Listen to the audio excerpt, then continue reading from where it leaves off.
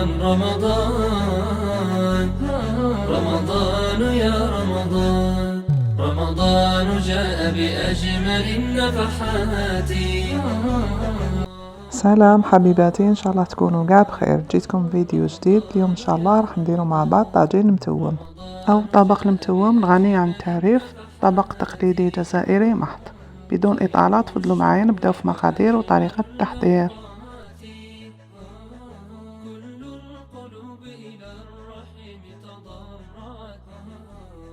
بتلاوة القرآن والصلوات ندعوك ربي أن تيسر صوم. بسم الله. وش عندنا هنا؟ في كوكوط ولا طنجرة نديرو ملعقة تاع زبدة وحوالي ملعقتين تاع الزيت، ما نكتروش اذا كان اللحم فيه الشحم.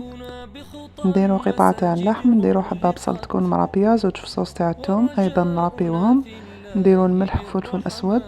هذا واش نديرو. نزيدو ايضا عود تاع القرفة، انا ما نفضلش الذوق تاع القرفة بزاف على هذا ما درتهاش. ونقليو كلش مليح. دائما نقول لكم باش تجيكم الماكله بنينه لازم نقليو مليح. وتلاوة القرآن بالعبرات والأجر في نزيد حوالي نص كاس تاع الحميصه، انا الحميصه ماشي طايبه لهذا درتها في هذا الوقت. ونكمل نقلي مليح. الماء راهو يسخن. فاسعوا إلى الرحمات والخيرات. من بعد نمرق، نغلق الكوكوط ديالي ونخليها طيب. والان نجوزو باش نحضروا اللحم مكفت ديالنا ولا لا فيوند هاشي. هنا عندي كميه من لحم مفروم، درت له ملعقه تاع بصل كنت ربيته، درت له 2 سنينات تاع الثوم متوسطين، درت له الملح فلفل اسود خليط بين حشيش مقطفه ومعدنوس، درت 2 معالق كبار تاع الزيت، حوالي ملعقه ونصف تاع خبز مرحي لا شابور، ودرت حبه تاع البيض. نخلط مليح من بعد نعجنو مليح. هنا المقطع راح لي ونشكلو كريات هكذا. شهر الفلاح وأعظم البركات، شهر الفلاح وأعظم البركات. كي يطيب اللحم ديالنا يعني قبل ما نطفيه حوالي ربع ساعة، نجو نحطو كريات تاع لا فيوند هاشي ونخلوهم يكملوا يطيبوا. نخلو الطبق ديالنا يتجمر ونطفيو عليه.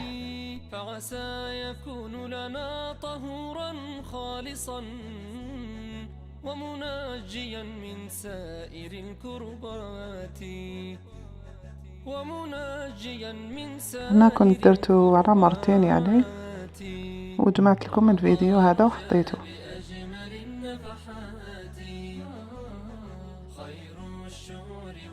بعد ما طاب لي المتوم ديالي طفيت عليه. وهنا حبيت نديكوري المتوم ديالي باللوز، خاصة اذا كانوا عندنا ضيوف. في كسرونة درت شوية زبدة ونجي نحمر اللوز ديالي. اذا خفتوا الزبدة تنحرق لكم ضيفوا قطرات تاع الزيت، هذه الطريقة راح يجينا اللوز بزاف بنين. وهنايا حطيت المتوم في صحن تقديم، ضفت له قطعة تاع الليمون ونجي نحط اللوز هكذا. هنا في هذا الطبق هذا اللي حضرته لكم نقدروا ما نديروش الحميصه، نعوضوها باللوز هكذا من الفوق. بصح انا حبيت هذا المزيج، يعني حبيت نديرهم في زوج. زدت رشه تاع المعدنوس وقدمته. وهذا طبق المتوم ديالنا من اروع ما يكون، راهو شهي شهيتكم في الجنه ان شاء الله. نسيت نقسم لكم لابول تاع لا فيوند هاشي، عذرا. وهذه الوصفه اللي خيرتها لكم اليوم. هذا الطبق اللي كنت حضرته من قبل حطيته لكم في القناه، وكانت هذه الوصفه اللي خيرتها لكم اليوم. ان شاء الله تنال اعجابكم، جربوها، تشاركوني تطبيقاتكم.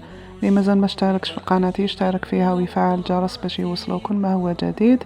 نقول لكم تهلاو في روحتكم والى وصفه اخرى ان شاء الله. ودائما ما نساوش خاوتنا في غزه بالدعاء. سلام.